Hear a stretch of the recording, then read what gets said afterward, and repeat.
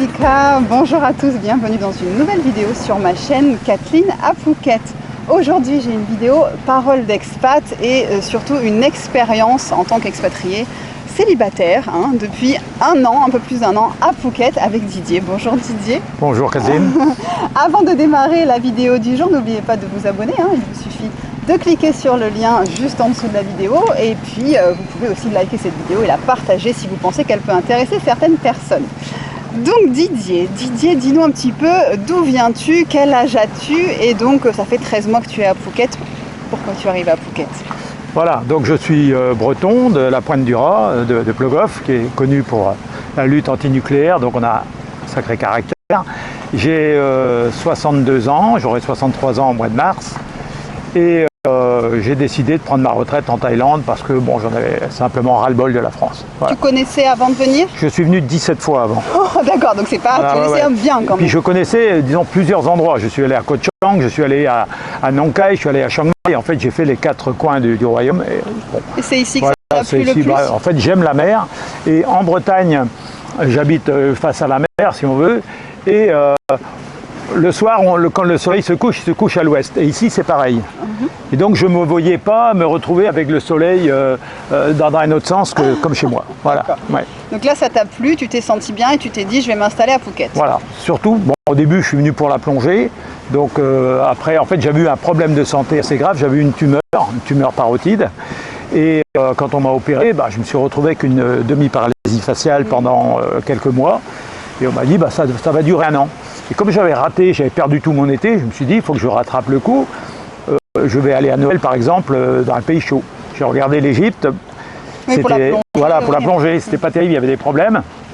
Et puis j'ai vu la Thaïlande, j'ai dit, je pars en Thaïlande. Et comme à Noël, c'était très cher, je suis allé en octobre.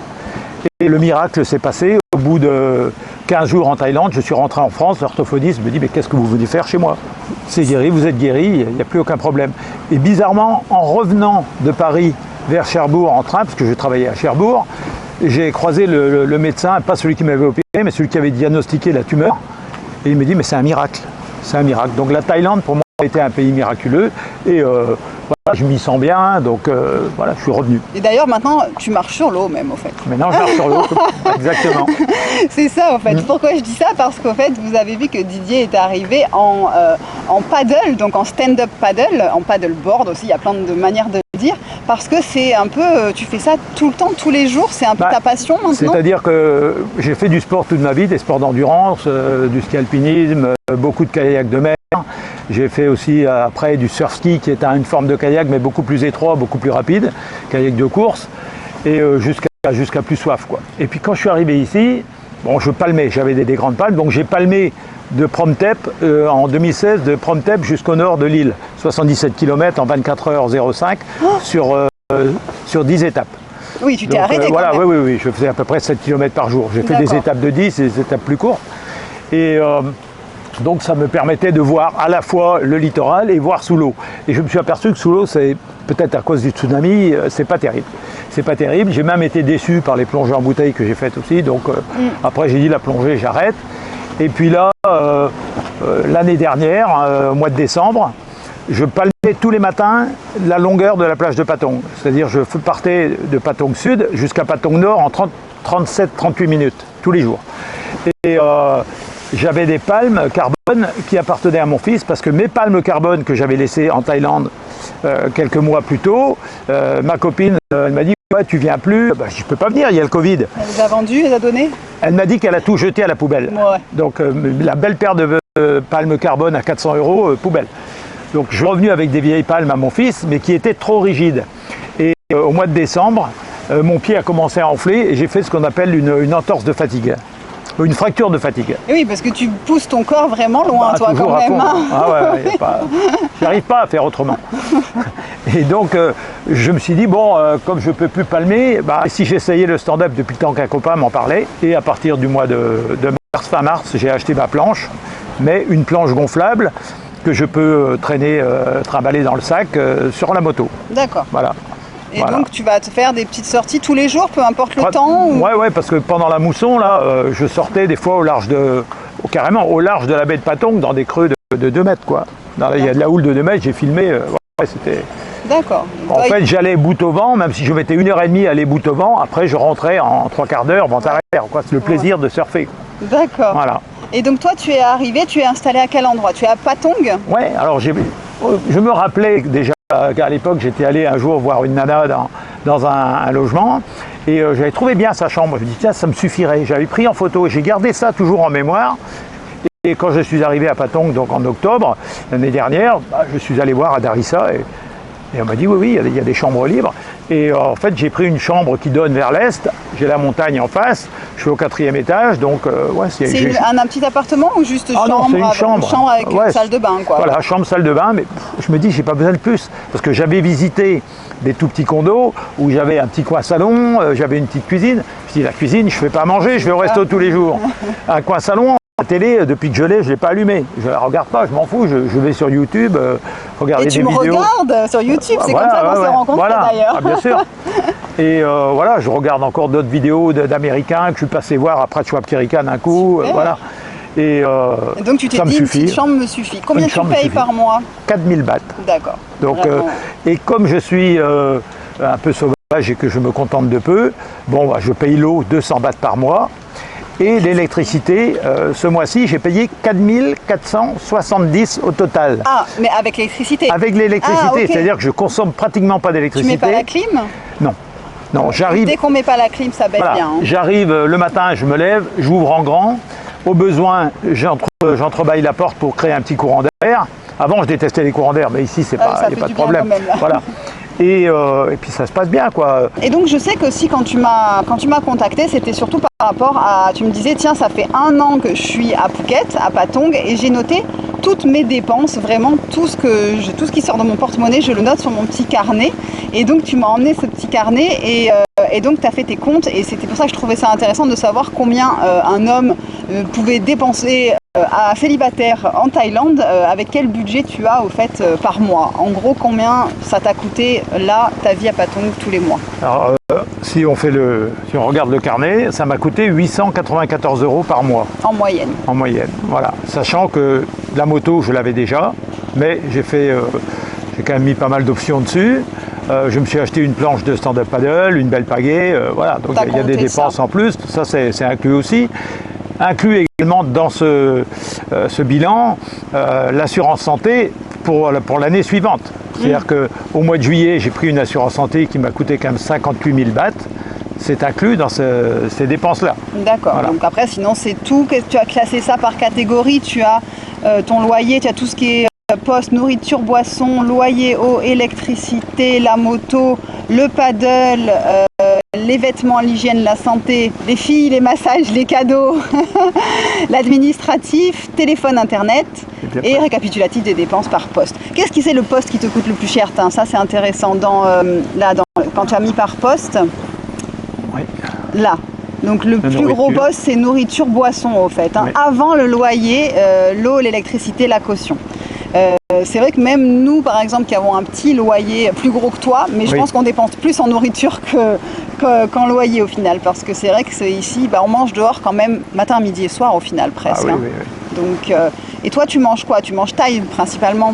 Le matin, je me fais mon petit déjeuner, disons, façon française, en mangeant du pain. Donc avant, je prenais uniquement j'achetais du riz gluant. Ah, du riz gluant. Rice, ouais.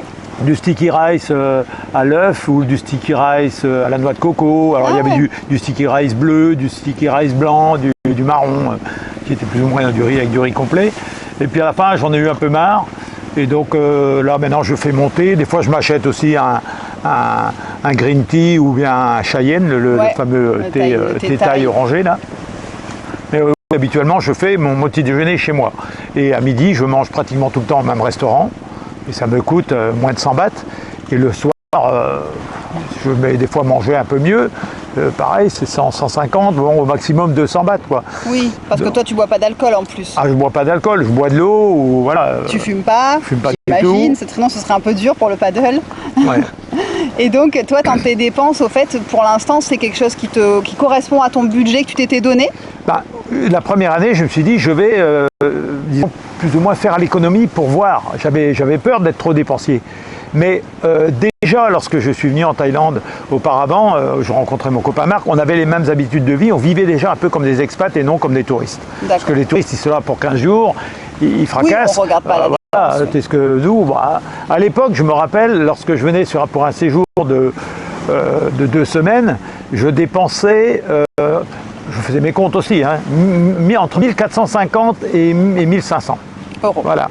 Tout compris, billets d'avion, toutes les dépenses. Oui. Voilà, tout compris. À l'époque où les billets d'avion étaient encore un peu moins chers. 450, 500. Ouais. Voilà, parce que là maintenant c'est 1000, 1200 hein, plutôt. Donc là ça a bien augmenté. Et donc là pour l'instant, toi tu es dans ce que tu avais prévu de dépenser ou tu te dis peut-être l'année prochaine je peux me faire un peu plus plaisir sur certaines choses? Au niveau nourriture, bon, maintenant je me dis je me ferai peut-être une pizzeria tous les 15 jours, voilà. Mais j'ai pas envie d'aller manger dans des beaux restaurants. Oui. Déjà, je ne me sens pas à l'aise. Bon, chez Bertrand, j'y suis allé que 2 fois en tout, quoi. Pourtant, je m'entends bien avec lui, mais voilà, je vois pas la Après, tu es tout seul aussi. D'ailleurs, voilà. C'est ça, tu n'as pas rencontré quelqu'un, c'est une volonté de ta part? Je ne veux pas. Voilà, c'est une volonté de ta part. Je ne veux pas, je me suis fait plumer déjà. J'avais pris un appartement avec une copine, donc je m'étais dit, je paye les mois où je viens. Donc je venais juillet, août, octobre, décembre, février, avril. Et donc je payais ces mois-là, ça faisait 6 mois de l'année. Et puis finalement, ça n'a pas marché parce que je me suis rendu compte que le soir, elle prétendait aller travailler dans un bar. Et puis après, même soi-disant, travailler dans un autre bar qui faisait l'after. Mais en fait, elle allait avec des mecs tous les soirs. J'ai trouvé son carnet où il y avait tout marqué. Il y avait même une phrase que j'avais envoyée à une amie qui travaillait à la télé à Bangkok. Elle m'avait dit, elle a marqué que tu arrivais le même jour que le Suédois. Voilà.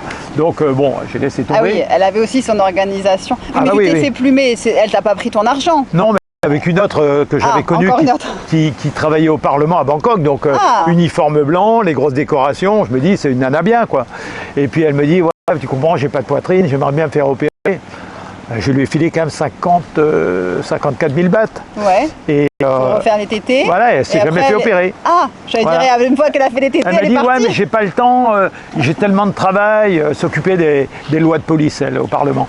Et elle me dit, on n'a pas le temps, j'ai beaucoup de travail, je ferai peut-être plus tard. Et puis après, c'est parti en autre boudin, et puis voilà. Donc tu as eu des déceptions qui ne sont pas des grosses déceptions au final, parce que tu n'as pas tout perdu, ou tu t'es pas fait comme ça peut arriver avec certains aussi. Ouais. Mais du coup, dans ta tête, tu t'es dit c'est fini? Non, c'est pas fini, mais bon, je me dis si j'ai une nana, bon, c'est toujours la même, et je lui paye à manger tous les jours, ça me coûte plus cher de payer 6 repas par jour à une taille, parce que nous on s'en contente de 3, 6 repas par jour à une taille pendant une semaine, ça me coûte plus cher qu'à la limite de me taper une nana que je ramasse de temps en temps, ou alors aller voir une masseuse, et puis voilà. Donc toi tu le vois tu le vois en financier, moi je te parle au niveau du cœur. T'as pas envie d'être avec quelqu'un? Non, je sais pas. Non. Je suis devenu... non, pas spécialement. Je vois que tu es quelqu'un de solitaire et que ça, justement, tu te contentes de faire des choses tout seul, des activités sportives qui pour toi oui, parce que je sais que être 24 heures sur 24 avec une nana pour être heureux 1 heure, après elle va me brider pendant 23 heures, je ferai pas ce que je veux. Mais il n'y a pas que des filles comme ça. Non. Tu as été mariée en France? Oui, 2 fois. Mais justement, il y a le fait aussi de 2 fois marié, puis 2 échecs, 2 divorces. Donc, c'est pas quelque chose qui... Après, ça te tombera peut-être dessus quand justement tu ne t'y attendras pas. Je parle là du coup de cœur. Hein, mais c'est vrai que si tu te fermes déjà, il y a moins de chances que ça arrive. Mais, et tu as des enfants Oui, j'ai un fils en France, oui. D'accord, ok. Il est grand. Ouais, il a 27 ans. Puis quand je suis parti, je lui ai dit, écoute, j'ai tout vendu, j'ai vendu la maison, je lui ai tout donné. Et puis je lui ai dit, écoute, je te donne tout. C'est comme si j'étais mort, mais en fait, tu peux venir me voir au paradis. Tu vois, c'est très beau. Tu peux venir me voir au paradis, donc moi je ne retournerai pas en France, je pense pas. Non, pas pour l'instant, parce que bon, niveau boulot, c'est compliqué. Et donc toi, tu te dis que pour l'instant, franchement, là, cette année qui a été plus ou moins une année test, au fait, tu voulais voir si ça allait, si tu te plaisais, si les dépenses avec ton budget correspondaient. Et là, ton bilan, c'est de se dire, oui, au fait, je suis bien. Je suis bien, voilà, ouais. Et donc là, je suis même en relation avec des Thaïs qui font du kayak, parce qu'en fait, le surf ski, c'est une activité qui est arrivée en Thaïlande depuis 2-3 ans. Et avant de venir en Thaïlande, j'avais pris contact avec un gars, il était au large, son leash avait cassé, son bateau était parti avec le vent, était revenu à la plage, et lui, il était rentré à la nage. Et là, je lui ai dit, écoute, j'ai vu ton histoire, moi je vais te fabriquer un leash à ma façon, et tu verras qu'il n'y aura aucun problème. Donc je lui ai fabriqué un leash, je lui ai envoyé tout ça, puis je lui ai fait d'autres choses, un leash pour sa pagaie aussi. J'ai envoyé ça par la poste, il a reçu, et après je suis allé le voir au mois de décembre, j'étais allé le voir à Trangles, mais comme c'était encore l'époque du Covid, et qu'il hébergeait sa mère, il avait peur, il avait 2 masques. Oui, ils ont mis 2 masques, c'est taille à un moment, oui, je suis d'accord. Voilà. Et donc là, on est toujours en relation. Et donc toi, je sais que tu as fait une expédition, quand tu avais quel âge quand 28 ans. 28 ans. 28 ans. Donc tu as fait une expédition où tu es parti donc, de la Norvège du Cap Nord en Norvège jusqu'en Bretagne. Donc au total, 4908 km en 154 étapes de 36 km de moyenne. Tu étais seul?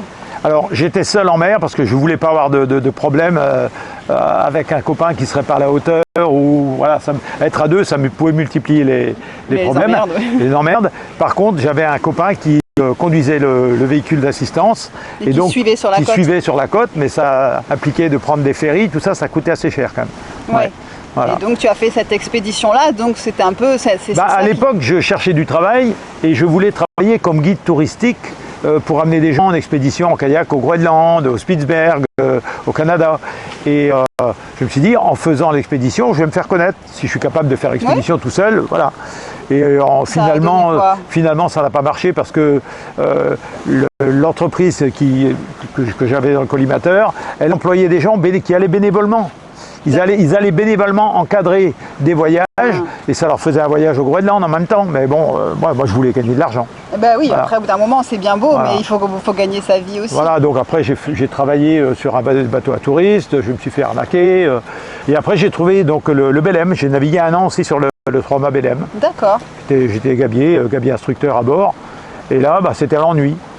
Parce que dès que le bateau commençait à prendre un peu de vitesse, le commandant, par peur qu'on chavire, il faisait carguer les voiles et puis on retombait à 3-4 nœuds. Quoi. Donc j'étais pas... c'était lent, c'était... Ouais. D'accord, donc là tu t'es dit c'est trop pépère pour moi, il me faut d'autres choses. Voilà, j'ai fait une saison et puis après j'ai dit si je peux trouver un travail qui est en relation avec la mer, mais sans les inconvénients de la navigation, parce que j'aimais pas être... En fait, je considère le bateau, je dis la mer est un espace de liberté, le bateau de travail en est la prison. D'accord. Voilà, pour moi c'était un peu ça. Oui, pour toi tu le vois vraiment comme un plaisir la mer, moi, pour travailler dessus. Je suis bien sur la mer si je suis seul maître à bord. Quoi. Voilà, donc dans mon kayak, j'ai jamais été malade en mer, sur ma planche, j'ai jamais été malade en mer, alors que sur le Belém, j'étais malade par mauvais temps. Et tu n'as pas envie d'acheter un bateau ici? C'est pas quelque chose qui te plaît? Non, il y a trop de frais, il y a trop d'entretien. Justement, j'ai simplifié encore la plaisance en passant d'un kayak où il faut la pagaie double, où il faut plein de matériel, au stand-up paddle, et je fais pareil. J'arrive à naviguer pratiquement aussi vite en stand-up qu'en kayak. D'accord. Par contre, je ne sais pas si tu as une montre ou quoi qui te calcule le nombre de calories que tu brûles, mais tu dois vraiment brûler. À mon avis, il faut que tu manges vraiment. Ouais, mais je mange pas assez, c'est vrai qu'il faudrait que je mange plus. Tu carbures un peu plus avec les calories, parce que c'est vrai que là, j'imagine que, en plus, tu fais ça, que là, par exemple, aujourd'hui, il fait soleil, donc tu es en plein soleil, tu as le chapeau, mais quand même, tu transpires beaucoup. Entre le matin quand je pars et le soir quand je rentre, je peux avoir perdu 1 kilo. Oui, tu auras perdu de l'eau, parce que perdu de l'eau, tu perds de l'eau. Si je mange bien après, le soir, je rattrape. Quoi. Mais après, tu es quelqu'un de sportif, tu l'as toujours été. Donc, oui, ton les corps, sports d'endurance. Il réclame ça après. Oui, c'est un besoin. Je pense qu'à l'effort, on émet des endomorphines, donc on se sent bien dans l'effort. Et par exemple, hier, j'ai fait une sortie, j'ai fait tout en stop. Quoi. Je me suis dit, j'avais même pas la flemme de m'arrêter pour filmer ou parce que j'étais bien dans l'effort. Et ça te fait pas peur, ça, justement, de se dire, parce qu'au bout d'un moment, peut-être que ton corps, ça va être un peu plus compliqué de suivre ça. Tu trouveras toujours autre chose, sûrement. Ouais, avant, j'étais passionné de ski alpinisme, donc j'allais au ski 3 fois par hiver. Et j'avais mon camping-car, donc ça me revenait à rien. J'étais sur le parking de la station. Et puis je prenais pas les remontées mécaniques, je montais tout à pied. Je montais tout en pot de phoque au chrono, tout le temps au chrono. Et j'avais des cahiers où je notais les dénivelés, la vitesse de montée. Oui, c'est vraiment ton truc. Il y a le côté performance qui te plaît quand même aussi. Parce que bien sûr. Je sais que tu notes aussi les distances que tu fais, en combien de temps tu les as fait et tout ça quand tu fais le kayak. Ah oui, le paddle. Et donc là, tu as fait tout le tour de Phuket Non, j'ai pas fait le tour. Il y a encore 2-3 endroits qui me manquent et j'irai pas parce que c'est vaseux, c'est minable. c'est Koh Siré, qui se trouve donc à l'est de la ville de Phuket, et un petit peu au-dessus, là où il y a Kokonut Island. J'ai voulu aller un jour avec la moto voir comment c'était minable, quoi. J'ai dit, il n'y a même pas un coin correct pour mettre à l'eau, quoi. Et quel est maintenant que tu as fait un peu tout sauf ces deux petits endroits-là, quel est ton endroit préféré déjà au niveau beauté de la côte, parce que tu vois du coup depuis la mer, en fait, la côte de Phuket, est-ce que... Ouais, ben, j'aime bien finalement, sans aller bien loin, je sors de la baie de Phuket et de la baie de Patong, je contourne le cap de Patong, je vais à Freedom Beach, tu descends vers Marlin Beach, voilà, et disons entre Patong et Caron, là, le long de la côte, c'est sympa, quoi, j'aime bien. Ouais, ouais. D'accord. Est-ce que tu vois beaucoup de choses qui se baladent en mer? Est-ce que tu... Non. Non, justement, je pense que je suis un observateur un peu privilégié pour l'observation des méduses. Par exemple, les gens me disent, est-ce qu'il y a des méduses? Je dis là, actuellement, il n'y a plus de méduses depuis le mois de juin. D'accord. J'ai vu une grosse méduse l'autre jour, je suis parti de Tritrang Beach, là où je pars souvent parce que c'est bien. De Tritrang, je suis allé jusqu'à Kamala. Et au Cap Siena, à la pointe de Kamala, là, il y avait une grosse méduse dans l'eau, c'est la seule que j'ai vue. Il n'y a pas de méduse pour l'instant. D'accord. Et autrement, il n'y a pas de requin, il n'y a rien. Ça, non. Et la pollution, il y a des... Ah ouais, oui. Des sacs plastiques. Ça, j'imagine. Ah oui, des fois c'est vraiment très très sale. Hein. Ouais. Et il t'est jamais rien arrivé parce que tu pars quand même tout seul à chaque fois. Donc comment... Bon, t'es un bon nageur, j'imagine. Ouais, puis de toute façon, après la planche, c'est une planche... Il n'y a pas de double chambre. C'est-à-dire que si je viens avoir une crevaison, la planche elle coule, quoi. Oui. Voilà. Donc j'ai quand même un gilet de sauvetage, j'ai toujours mon gilet. Et s'il y a un problème, je mets le gilet. Et avec le téléphone, je peux alerter les secours. D'accord. Voilà. Bon, parce que quand je naviguais en surf-ski, j'avais une balise de détresse, j'avais une radio VHF, donc je pouvais être en liaison avec les secours. J'ai même sauvé des gens. Hein, J'ai trouvé un gars qui avait été éjecté de son bateau, le bateau tournait en rond, lui il était dans l'eau avec ses bottes, il allait couler, il s'est accroché à mon surf-ski et je l'ai sauvé. Hein. Donc j'avais la radio, j'ai alerté, voilà. Ça c'était en France en 2009, hein, ça fait un bout de temps. Bon écoute, en tout cas, c'est vrai que toi, tu as une... Combien tu as de retraite, tiens d'ailleurs, je t'ai pas demandé. Alors, j'ai perdu... Est-ce que tu as une retraite ou alors tu as bloqué les sous pour avoir ton compte? Non, j'ai une retraite, mais sur la fin, j'étais plus ou moins en disponibilité pour raison médicale et je me suis fait avoir un peu. J'ai perdu 7 trimestres quand même. Hein. D'accord. Donc j'ai moins, sur ma retraite de fonctionnaire, j'ai moins 8,75%, ce qui est quand même, je suis tombé à retraite de fonctionnaire à 1400. Et j'ai 1650 €. Donc c'est suffisant pour avoir le visa retraite, ça?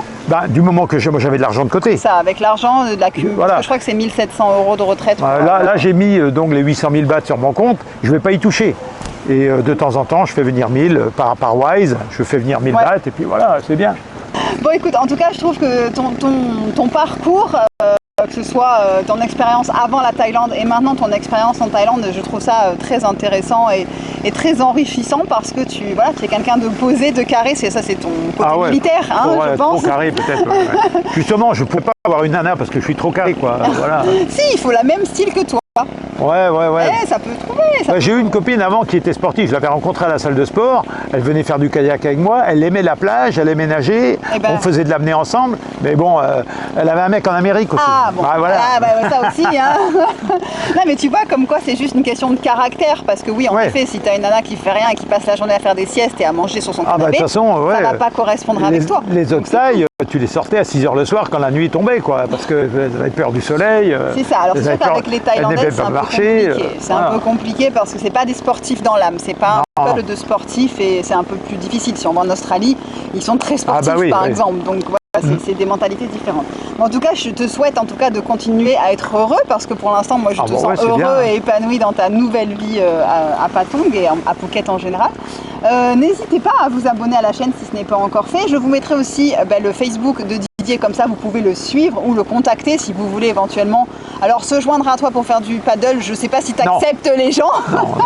Voilà, mais peut-être qu'il pourra vous donner des conseils. Même une copine, c'est pas parce que je couche avec que je ne vais pas gagner avec. Hein, non.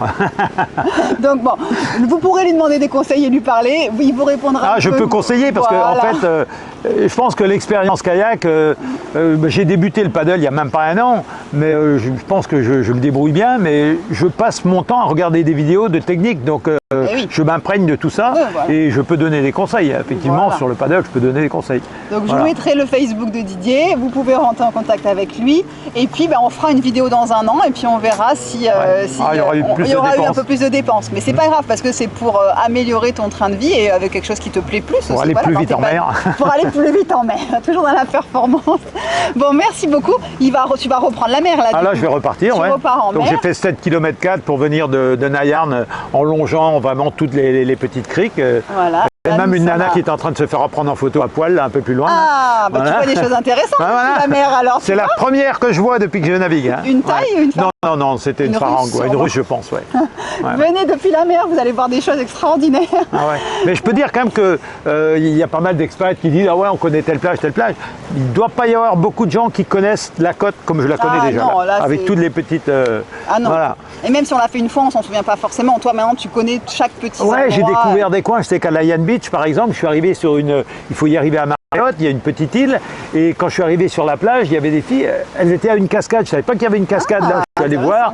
Et donc, je me suis mis dans l'eau, je me suis rincé dans l'eau douce. Sous la Bien. cascade, c'était bien. Oui, tu découvres des choses Ah ouais. qui sont super à chaque fois, en Ah fait, bah oui. j'imagine. Ouais. Ah Ok. ouais. Eh bien, écoutez, merci d'avoir regardé cette vidéo jusqu'au bout. Je vous souhaite une très très belle journée. Merci Didier pour ton temps. Je vais te laisser repartir en mer. Moi, je suis en scooter. Hein. Je Ah non, repars mais j'ai pas le en temps, mer. j'ai le temps. De toute Voilà. façon, C'est bien l'avantage, la c'est ça. retraite. Voilà, on est hein, en c'est retraite. bien. Parce que la différence entre les vacances et la retraite, c'est que quand on est en vacances, on compte les jours. On Oui. compte les jours qui restent. Oui, combien il va rester? Une fois qu'on est en retraite, on compte plus. Non. Donc je suis en Thaïlande, point final. Bien. Voilà. Ben, ça me fait plaisir pour toi parce que je vois que tu es bah, heureux je suis et bien. que tout va bien. Voilà, je vous retrouve samedi prochain pour une nouvelle vidéo et on retrouvera Didier l'année prochaine sûrement pour un nouveau bilan. Bonne journée à tous, bye bye. Au revoir.